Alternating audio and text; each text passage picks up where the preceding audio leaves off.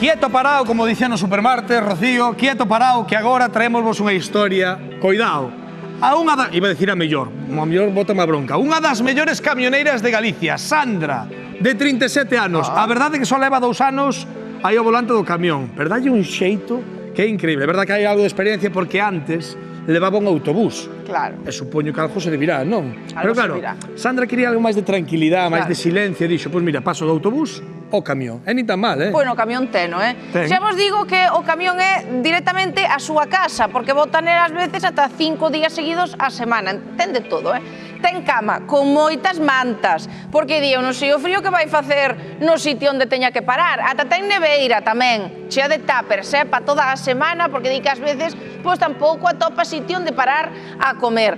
E bueno, ela está ali contentísima mesmo, ten un peluche para dormir. Un xabarín, porque di que os seus achegados din que durme como un porco bravo. Así que mirade porque Sandra fai unha vida ao completo dentro do seu camión. Boas, son Sandra e son camioneira.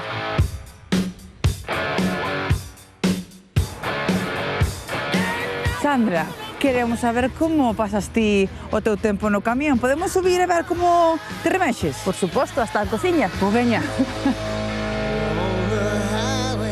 Impresionante cabina o teu camión, Viches, a miña casa ainda é grande.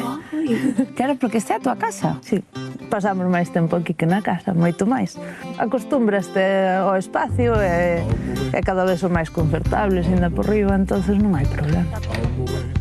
E non vas soa? Non, levo a Quiriño comigo. Durmo como un jabalí. Sempre digo, que tal dormiches? Ali eu dormí como un jabalí.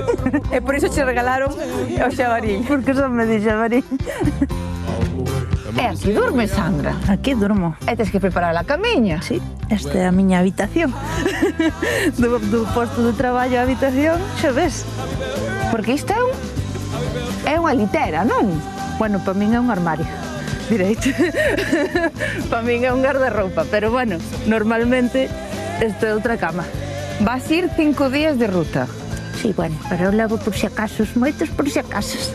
Igual che pilla a neve, igual che pilla a playa tamén. Porque, a ver, non quere que lle remexamos, pero mirade por aquí, Isto pesa, Bueno. A ver, oxe, cómoda, Viscoelástico, cuidámonos, que é algo moi importante, cuidar o lombo neste traballo. Levo café por si acaso, levo os cereais, levo pan. Sandra, e xa sabes onde tes que ir? No, de momento ainda non dixeron nada os da oficina e estamos á espera. O sea, que teu día a día podes supoñer que non sabes cal vai ser o teu destino. Non sei onde vou dormir hoxe. E como che entrou así, pois, o gusaniño de ser camioneira? Sempre me gustou. A miña ilusión sempre foi o camión.